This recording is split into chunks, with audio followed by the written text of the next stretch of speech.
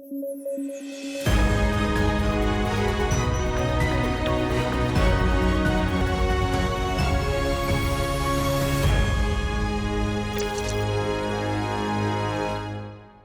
News at 9 programme में आपका स्वागत है। मैं हूं अमृत उपाध्याय। आइए जल्दी से देखें आज की हेडलाइन। बिहार विधानसभा चुनाव 2025 के परिणामों ने सबको चौंकाया। एनडीए ने दर्ज की शानदार जीत, महागठबंधन को मिली बहुत कम सीटें। महिला रोजगार योजना और पेंशन वृद्धि जैसे कई फैक्टर्स ने एनडीए को दिलवाई जीत। बुकर प्राइज 2025 हुआ जारी। डेविड सैले को उनके उपन्यास फ्लैश के लिए मिला ये प्रतिष्ठित पुरस्कार। मूल रूप से अंग्रेजी में लिखी कृति को ही मिलता है बुकर प्राइज। और 15 नवंबर को मनाया जाता है जनजातीय गौरव दिवस। ये दिन बिरसा मुंडा की जयंती को है समर्पित। सिर्फ आंदोलनकारी नहीं बल्कि सामाजिक धार्मिक सुधारक भी थे बिरसा मुंडा।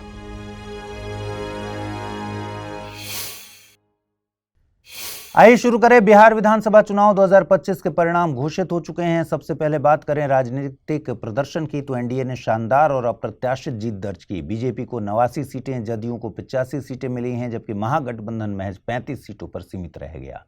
एक्सपर्ट्स बता रहे हैं कि एनडीए की जीत के पीछे महिला रोजगार योजना और पेंशन वृद्धि जैसे कई फैक्टर्स ने बहुत अच्छे से काम किया। वहीं लीडरशिप की कमी, कमजोर संगठन जैसे फैक्टर्स के कारण महागठबंधन विफल रहा। गौरतलब है कि बिहार की विधानसभा में कुल 243 सीटें हैं और सरकार बनाने के लिए बहुमत की न्यूनतम आवश्यकता है 122 सदस्यों की। चूंकि एनडीए को स्पष्ट बहुमत का समर्थन मिला है, उन्हें आसानी से सरकार बनाने का रास्ता मिलेगा। आइए अब मुख्यमंत्री पद की बात कर लेते हैं। देखिए, मुख्यमंत्री का पद भारतीय संविधान के भाग 6 यानी स्टेट्स में दिया गया है।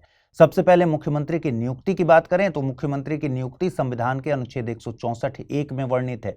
इसके अनुसार राज्यपाल राज्य के मुख्यमंत्री की नियुक्ति करता है। मुख्यमंत्री की नियुक्ति के बाद राज्य के अन्य मंत्रियों की नियुक्ति भी राज्यपाल करता है, किंतु यह मुख्यमंत्री की सलाह पर निर्भर है। वहीं मुख्यमंत्री की जवाबदेही का आधार संविधान में निहित संसदीय लोकतंत्र है। अनुच्छेद 164(2) में स्पष्ट किया गया है कि मुख्यमंत्री तथा मंत्रिपरिषद विधानसभा के प्रति सामूहिक रूप से उत्तरदायी हैं। इसका तात्पर्य यह है कि मुख्यमंत्री विधायिका के प्रति उत्तरदायी है और उसे बहुमत का विश्वास बनाए रखना जरूरी है। यदि विधानसभा में विश्वास मत खो दिया जाता है तो मुख्यमंत्री को और सरकार को त्यागपत्र देना पड़ता है। दोस्तों, मुख्यमंत्री की शक्तियां और कार्य भी संवैधानिक ढांचे में महत्वपूर्ण स्थान रखते हैं। वह राज्य का वास्तविक कार्यकारी प्रमुख माना जाता है, क्योंकि अनुच्छेद 163 के अनुसार मंत्रिपरिषद राज्यपाल को सलाह देती है और वही सलाह राज्य का कार्यकारी तंत्र संचालित करती है।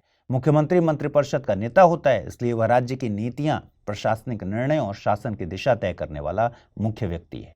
वह राज्यपाल को सलाह देने, मंत्रियों के विभाग बांटने, मंत्रिपरिषद की बैठकों की अध्यक्षता करने और विधानसभा में सरकारी पक्ष का नेतृत्व करने का दायित्व निभाता है। दोस्तों, दुनिया के सबसे प्रतिष्ठित साहित्यिक पुरस्कारों में से एक बुकर प्राइज 2025 इस साल गया डेविड सैले के नाम उनके उपन्यास फ्लैश के लिए।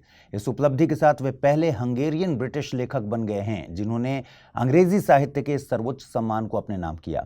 देखिए, बुकर प्राइज को अंग्रेजी फिक्शन का ऑस्कर अवार्ड भी कहा जाता है। इसे 1969 में यूके में शुरू किया गया था। शुरुआत में यह सिर्फ कॉमनवेल्थ देशों के लेखकों को दिया जाता था, लेकिन समय के साथ इसकी सीमाएं टूटती चली गईं। आज ये पुरस्कार दुनिया के किसी भी लेखक को दिया जा सकता है। इस पुरस्कार की एलिजिबिलिटी क्राइटेरिया के अनुसार किसी भी उपन्यास को तभी बुकर प्राइज के लिए नामांकित किया जा सकता है जब वो मूल रूप से अंग्रेजी में लिखा गया हो, अनुवादित न हो और उसे किसी मान्यता प्राप्त ब्रिटिश या आयरिश प्रकाशक द्वारा प्रकाशित भी किया गया हो। सेल्फ पब्लिश्ड रचनाएं इसमें शामिल नहीं होती। अब ये जानते हैं कि किन भारतीयों को ये पुरस्कार मिला है। आपको बता दें, वीएस नायपॉल को इन अ फ्री स्टेट के लिए, सलमान रुश्दी को मिडनाइट्स चिल्ड्रन के लिए, अरुंधति रॉय को the God of small things के लिए, किरण देसाई को द इनहेरिटेंस ऑफ लॉस और अरविंद अडिगा को द व्हाइट टाइगर के लिए ये सम्मान मिल चुका है। दोस्तों, 15 नवंबर को पूरे देश में जनजातीय गौरव दिवस मनाया गया। गौरतलब है कि यह दिन भगवान बिरसा मुंडा की जयंती को समर्पित है। देखिए, बिरसा मुंडा को समझना मतलब सिर्फ एक आदिवासी नायक को याद करना नहीं है, बल्कि उस पूरे दौर को समझना है जब 19वीं सदी के अंत में आदिवासी समाज लगातार जमीन, जंगल और जीवन पर बढ़ते बाहरी नियंत्रण से परेशान था। दरअसल उस दौर में ब्रिटिश शासन द्वारा नई राजस्व नीतियां, फॉरेस्ट एक्ट्स लाए गए थे। वहीं आदिवासियों पर मिशनरी असर भी खूब बढ़ रहा था। इन सब के सम्मिलित असर ने मुंडा समाज की पुरानी खुंटकटी भूमि व्यवस्था को कमजोर कर दिया। खुंटकटी भूमि व्यवस्था झारखंड के मुंडा समाज की एक पुरानी जमीन रखने की प्रणाली थी जिसमें जमीन किसी एक व्यक्ति की नहीं बल्कि पूरे कुल या वंश की मानी जाती थी। जिस परिवार ने गांव बसाया उसी खूंट यानी पे कुल को उस भूमि पर पहला और साझा अधिकार मिलता था। जमीन का उपयोग, बंटवारा और फैसले समुदाय की परंपराएं तय करती थी, न कि कोई बाहरी शासन। ब्रिटिशर्स ने जब इस व्यवस्था में दखल देना शुरू किया और दखल देकर जमींदारी को बढ़ावा दिया तो आदिवासियों में नाराजगी फैली। बिरसा मुंडा का आंदोलन इसी पारंपरिक भूमि अधिकार को वापस पाने की कोशिश भी था। इसी पृष्ठभूमि में बिरसा मुंडा एक मजबूत नेता के रूप में उभरते हैं। वे सिर्फ आंदोलनकारी नहीं बल्कि सामाजिक और धार्मिक सुधारक भी थे। उन्होंने आदिवासी समाज को संगठित किया, उन्हें अधिकारों के लिए एकजुट होने की समझ दी और बिरसा धर्म के माध्यम से अपनी सांस्कृतिक पहचान को मजबूत करने की कोशिश की। आगे चलकर बिरसा मुंडा ने 1899 से 1900 में उलगुलान आंदोलन का नेतृत्व किया। इसका मकसद था जमीन के पारंपरिक अधिकारों की बहाली, ब्रिटिश दमन का विरोध और आदिवासी समाज को आर्थिक सामाजिक सुरक्षा वापस दिलाना। ब्रिटिश प्रशासन ने उन्हें कई बार गिरफ्तार किया और 1900 में उनकी मौत रांची की जेल में हुई, जिसकी परिस्थितियां आज भी सवालों के घेरे में हैं। लेकिन उनकी मृत्यु ने आंदोलन को खत्म नहीं किया। उनके विचार आगे के कई आदिवासी आंदोलनों की नींव बने। झारखंड सहित भारत के कई आदिवासी क्षेत्रों में भूमि अधिकार, जंगल प्रबंधन और विकास नीतियों से जुड़े फैसलों में भी बिरसा मुंडा की सोच आज भी देखी जा सकती है। यही वजह है कि 15 नवंबर को राष्ट्रीय स्तर पर जनजातीय गौरव दिवस उनके सम्मान में मनाया जाता है। दोस्तों, हाल ही में ब्राजील के परा राज्य के शहर बेलेम में 30वां कॉन्फ्रेंस ऑफ द पार्टीज आयोजित हुआ। ये वही मंच है जहां दुनिया भर के देश तय करते हैं कि पृथ्वी के भविष्य को बचाने के लिए कौन सा रास्ता अपनाया जाए। देखिए, COP30 दरअसल UNFCCC यानी United Nations framework convention on climate change का वार्षिक सम्मेलन होता है। आइए समझते हैं UNFCCC क्या है। UNFCCC यानी United Nations framework convention on climate change दुनिया का वो मूल अंतर्राष्ट्रीय समझौता है जो जलवायु परिवर्तन से निपटने के प्रयासों का केंद्र है। ये संधि एक फ्रेमवर्क ट्रीटी के रूप में 1992 में बनी थी ताकि सभी देश मिलकर तापमान वृद्धि को सीमित कर सकें, खाद्य सुरक्षा पर खतरे को टाल सकें और सतत आर्थिक विकास का मार्ग प्रशस्त कर सकें। ये 3 प्रमुख रियो कन्वेंशंस में से एक है जिन्हें 1992 के रियो अर्थ समिट में अपनाया गया था। इसके 2 सिस्टर कन्वेंशंस हैं। पहला है जैव विविधता पर संयुक्त राष्ट्र का कन्वेंशन और दूसरा है कन्वेंशन टू कॉम्बैट डिजर्टिफिकेशन। गौरतलब है कि आज UNFCCC की 198 पार्टीज सदस्य हैं। इनमें 197 देश हैं और यूरोपीय संघ भी शामिल है। अब अगर इस फ्रेमवर्क की 2 प्रमुख संधियों की बात कर लें तो सबसे पहले आती है क्योटो प्रोटोकॉल। यह UNFCCC के तहत अपनाया गया पहला बाध्यकारी समझौता था जिसने विकसित देशों को 1990 के स्तर की तुलना में 2008 से 2012 तक 5% उत्सर्जन कम करने का लक्ष्य दिया। इसमें क्लीन डेवलपमेंट मैकेनिज्म CDM जैसी व्यवस्था बनाई गई जिसके तहत विकसित देश विकासशील देशों में ग्रीन प्रोजेक्ट्स में निवेश कर सकते थे और अपने उत्सर्जन लक्ष्यों को पूरा कर सकते थे। यानी इसमें एक प्रकार का कार्बन ट्रेडिंग सिस्टम की बात की गई थी। फिर आया पेरिस एग्रीमेंट 2015 में। इसने जलवायु शासन को प्रशासन को पूरी तरह से बदल दिया। इस समझौते का उद्देश्य है वैश्विक तापमान वृद्धि को 2 डिग्री सेल्सियस से नीचे रखना और 1.5 डिग्री सेल्सियस तक सीमित करने का प्रयास करना। साथ ही एडेप्टेशन और रेजिलियंस क्षमता को बढ़ाना और वित्तीय प्रवाहों को जलवायु लक्ष्यों के अनुरूप करना। पेरिस समझौते की सबसे बड़ी विशेषता ये रही है कि अब सिर्फ विकसित देश नहीं बल्कि हर देश, विकसित और विकासशील दोनों, अपने नेशनली डिटरमाइंड कॉन्ट्रीब्यूशंस यानी NDCs प्रस्तुत करते हैं जिनमें वे बताते हैं कि वे जलवायु परिवर्तन से निपटने के लिए क्या कदम उठाएंगे। इस प्रणाली से देशों को अपनी राष्ट्रीय परिस्थितियों और संप्रभुता के अनुसार कार्य करने की आजादी मिलती है। इधर air chief marshal AP Singh ने खुद C-130J special operations aircraft Nyoma airbase में उतारकर एयरबेस का उद्घाटन किया। आपको बता दें कि न्योमा एयरबेस लद्दाख में सिचुएटेड है। न्योमा का यह क्षेत्र समुद्र तल से 13,700 फीट की ऊंचाई पर है और LAC से केवल 23 किलोमीटर दूर। मतलब भारतीय वायुसेना की गतिविधियां अब चीन के सबसे संवेदनशील फ्रंट की सीधी लाइन में आ चुकी हैं। पहले यह जगह सिर्फ एक मड पेव्ड लैंडिंग ग्राउंड थी, यानी पहले एक ऐसा अस्थायी रनवे था जहां बड़े विमान उतरने का सवाल ही नहीं उठता था।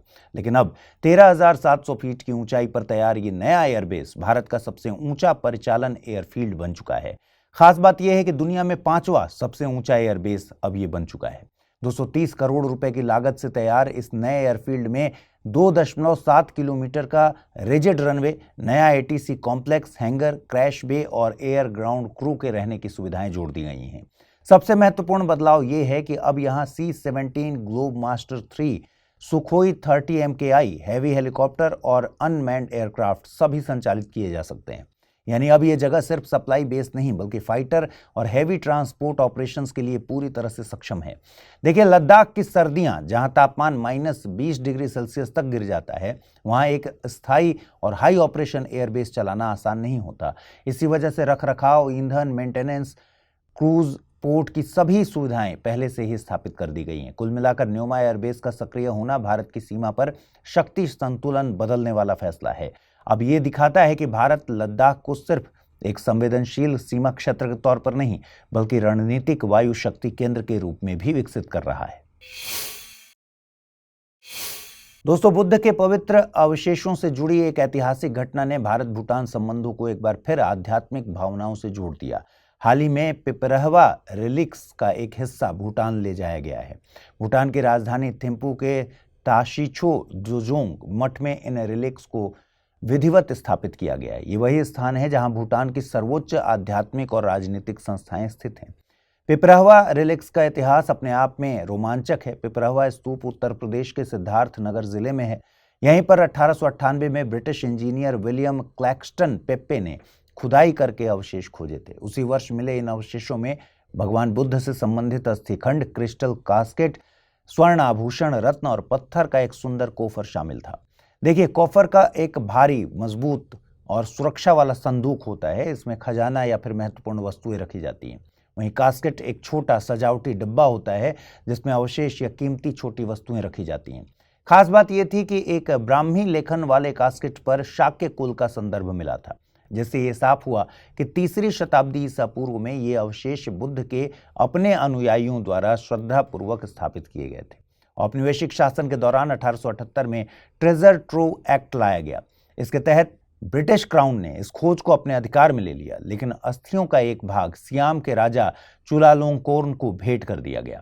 ध्यान दीजिए कि 1949 तक थाईलैंड को आधिकारिक रूप से सियाम कहा जाता था। लगभग 1800 कीमती रत्नों का बड़ा हिस्सा आज भारतीय संग्रहालय कोलकाता में संरक्षित है, जबकि पेपे परिवार को इनका एक छोटा हिस्सा रखने की अनुमति दी गई थी। बाद में 1971 से 77 के दौरान भारतीय पुरातत्व सर्वेक्षण ने नई खुदाई में 22 और पवित्र अवशेषों वाले कास्केट खोजे, जो आज राष्ट्रीय संग्रहालय नई दिल्ली में सुरक्षित हैं। भारतीय रेलवे एक और तकनीकी छलांग लगाने जा रहा है। इस बार बात हो रही है एक ऐसे सिस्टम की जो ट्रेनों की सुरक्षा और पारदर्शिता दोनों को नई दिशा देने वाला है। इसका नाम रखा गया है दृष्टि। ये AI based freight wagon locking monitoring system है। आप इसे डिजिटल आंख भी कह सकते हैं। देखिए, ये कोई आम सिस्टम नहीं बल्कि भारतीय रेलवे और IIT Guwahati technology innovation and development foundation की साझेदारी में विकसित किया गया एक अत्याधुनिक निगरानी समाधान है, मॉनिटरिंग के लिए है।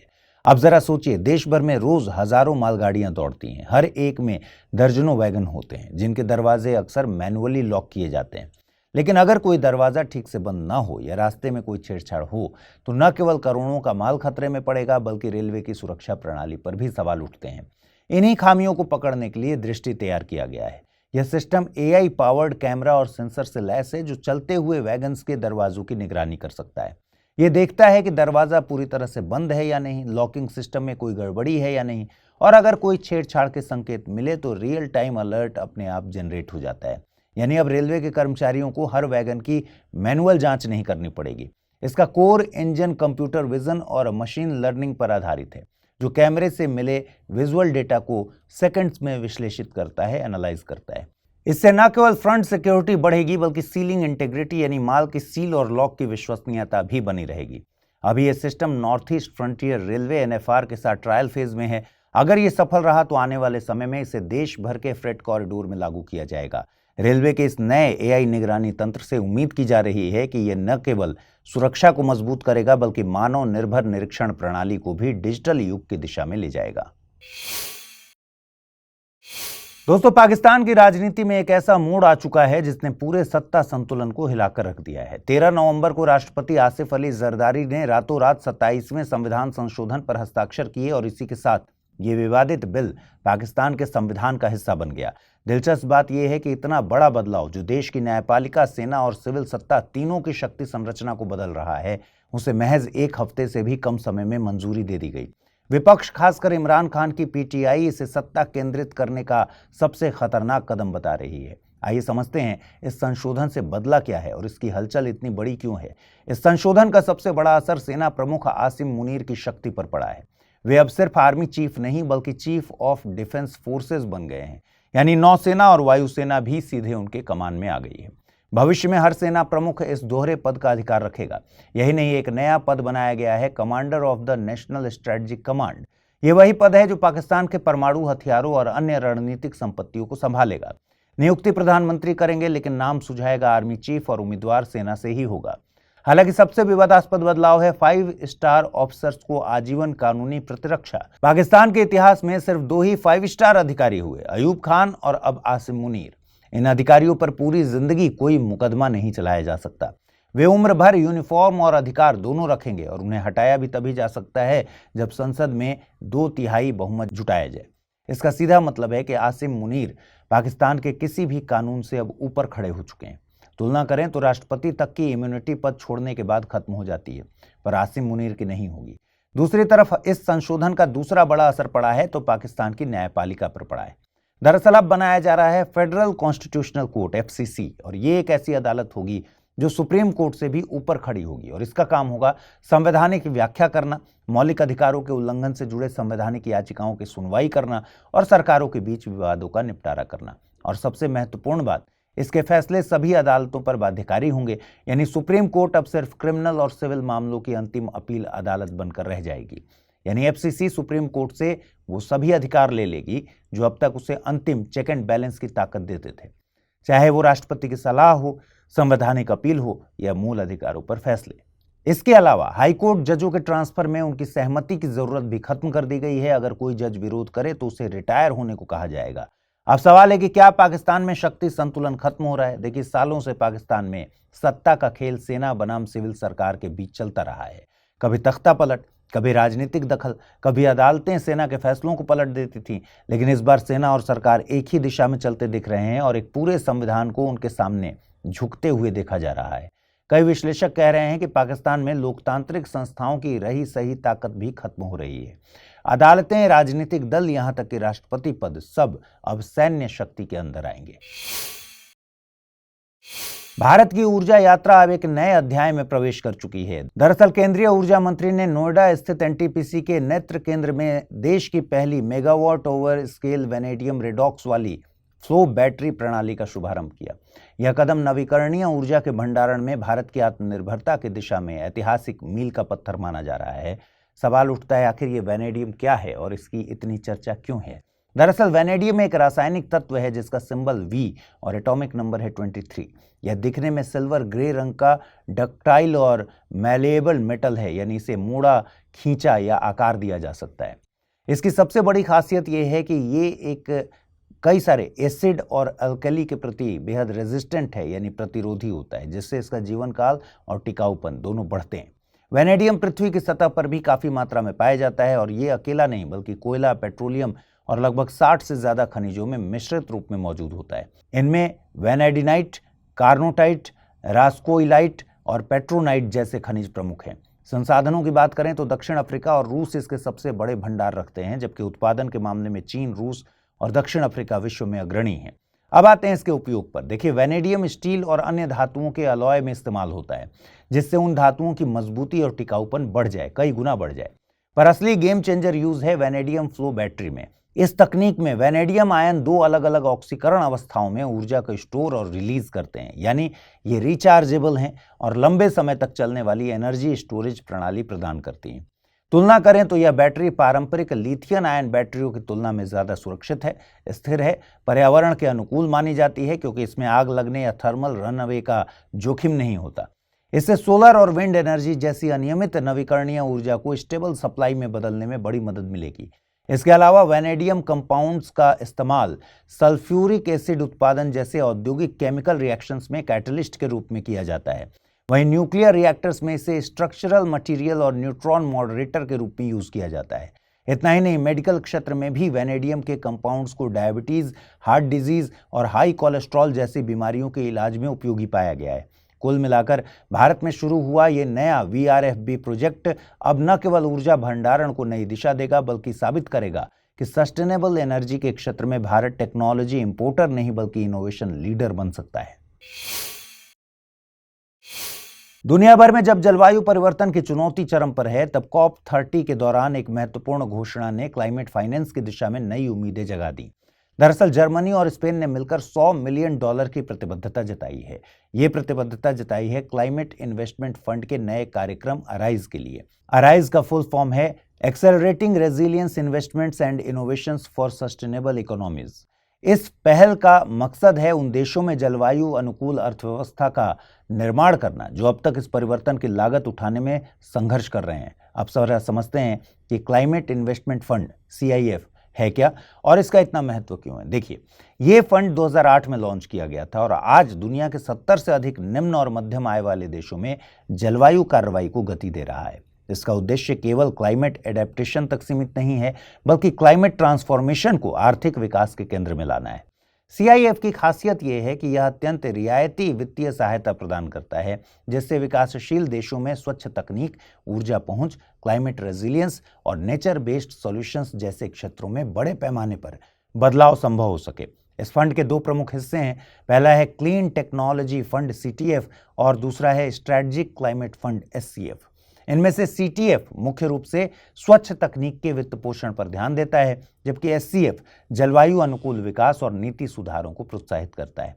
CIF की सबसे उल्लेखनीय बात यह है कि यह दुनिया का इकलौता क्लाइमेट फंड है जो केवल 6 AAA rated multilateral development banks के माध्यम से काम करता है।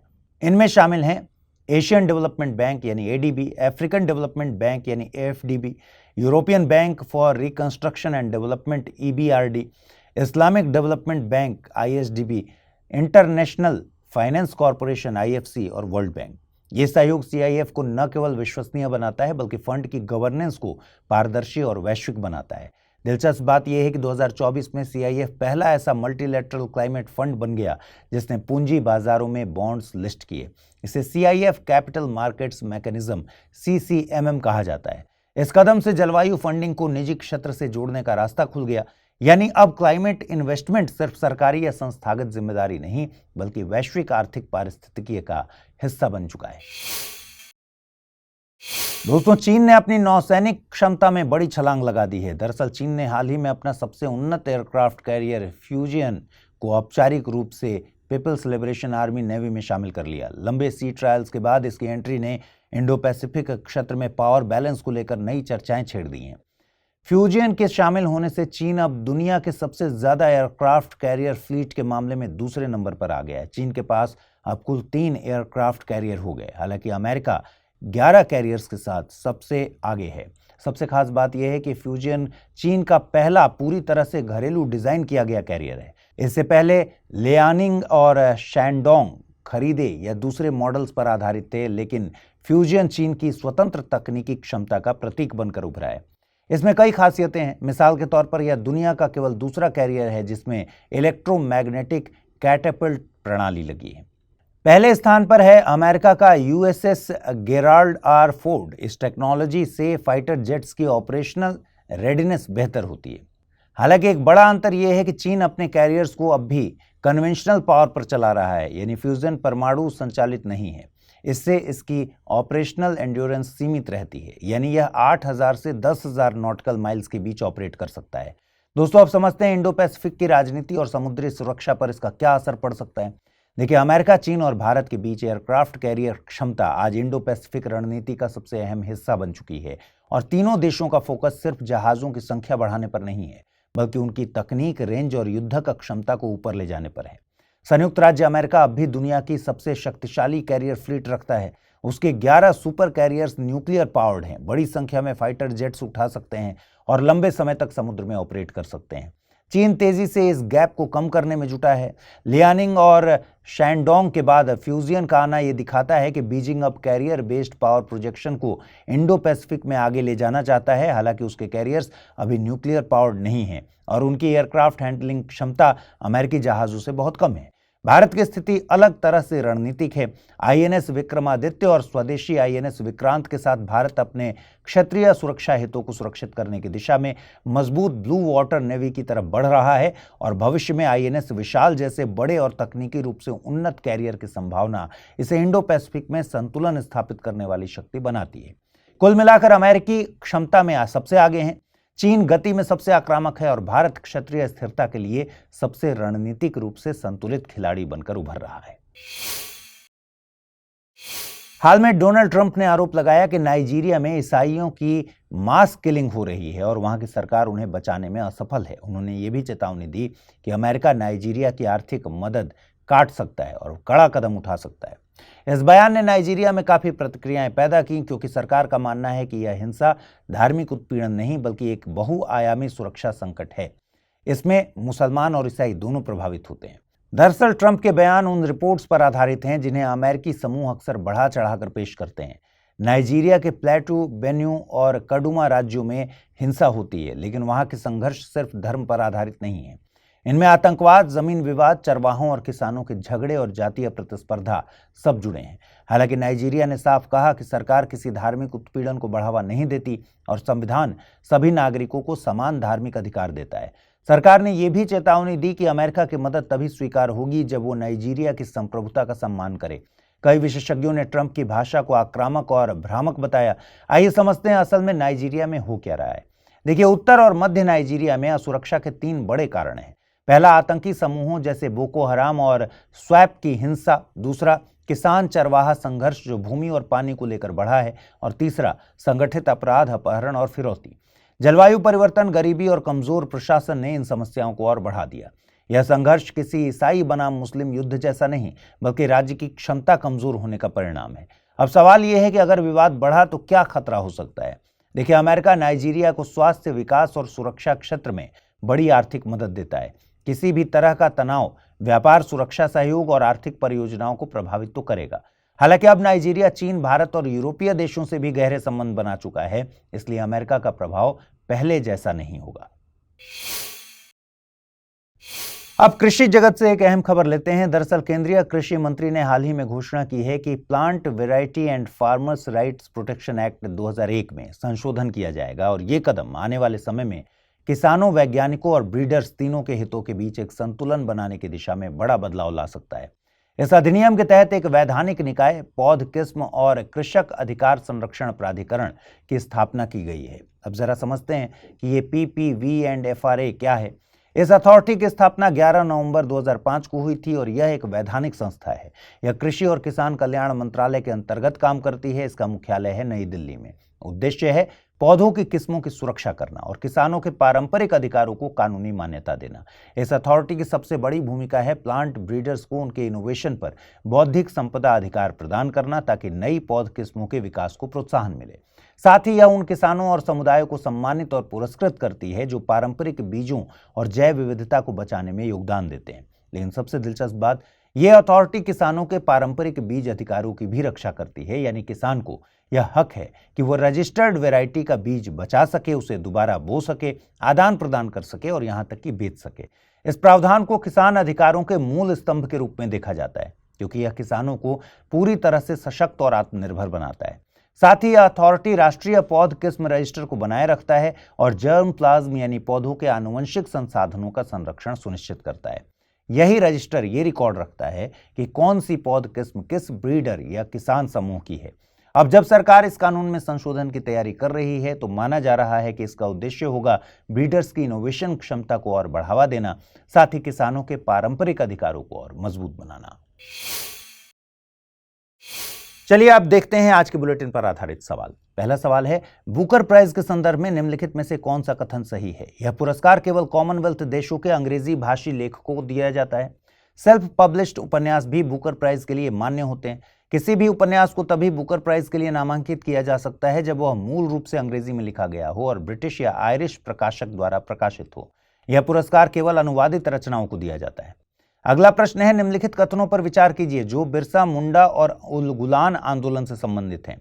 बिरसा मुंडा का आंदोलन मुख्य रूप से खुटखटी भूमि व्यवस्था को बहाल करने और आदिवासी समुदाय के पारंपरिक भूमि अधिकारों की रक्षा से जुड़ा था। उल गुलान आंदोलन 1899 से 1900 का एक उद्देश्य ब्रिटिश राजस्व नीतियों और फॉरेस्ट कानूनों द्वारा किए गए हस्तक्षेप का विरोध करना था। बिरसा मुंडा ने आदिवासी समाज में धार्मिक और सामाजिक सुधारों की शुरुआत की, जिसे बाद में बिरसा धर्म के रूप में जाना गया। जनजातीय गौरव दिवस 15 नवंबर को मनाया जाता है, जो बिरसा मुंडा की जयंती से संबंधित नहीं है। आइए देखें, कोट्स के द्वारा आपको सही उत्तर चुनना है। केवल 1 और 4 सही हैं, केवल 2 और 3 सही हैं, 1, 2 और 3 सही हैं, या फिर सभी 1, 2, 3 और 4 सही हैं। अगला प्रश्न है, यूएनएफसीसीसी और इससे संबंधित वैश्विक जलवायु समझौतों के संदर्भ में निम्नलिखित कथनों पर विचार करें। यूएनएफसीसीसी एक फ्रेमवर्क संधि के रूप में 1992 के रियो अर्थ समिट में अपनाई गई थी और यह रियो की 3 प्रमुख कन्वेंशंस में से एक है। क्योटो प्रोटोकॉल यूएनएफसीसीसी के तहत अपनाई गई पहली बाध्यकारी संधि थी, जिसने विकासशील देशों को 2008 से 2012 तक 1990 के स्तर से 5% उत्सर्जन कम करने का लक्ष्य दिया। सीडीएम यानी क्लीन डेवलपमेंट मैकेनिज्म के तहत विकसित देश विकासशील देशों में ग्रीन प्रोजेक्ट्स में निवेश करके अपने उत्सर्जन लक्ष्यों को पूरा कर सकते थे।